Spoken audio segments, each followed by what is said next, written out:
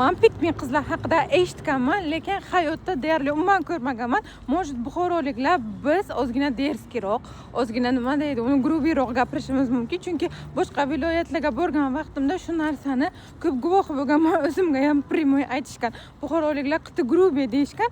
Может, bizda o'sha uchun pikmi qiz yo'qdir, lekin hozir avtobusga minsam, ozgina uyqum ketib qopti. Ha, blogerlar ham avtobusda yurishadi.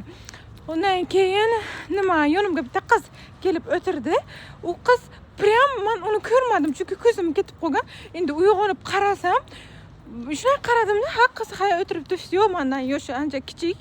Ancha emas, bir 4-5 yosh kichikda, 2006-2007 shu atrofi bor. Ondan keyin tipo xuddi men unga qaradim, unga erkak kishi qaradi yoki o'zi shunaqa o'zini tutdimi bilmayman.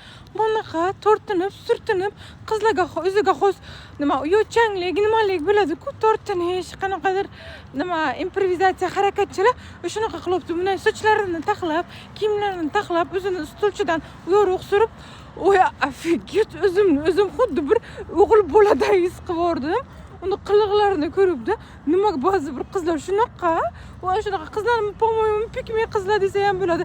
Qiz bolani oldida o'tirsa ham xuddi o'zini nima deydi, uni o'g'il bolani yonida o'tirganda tortinib, unaqa qiliqchalar qilib o'tiradigan.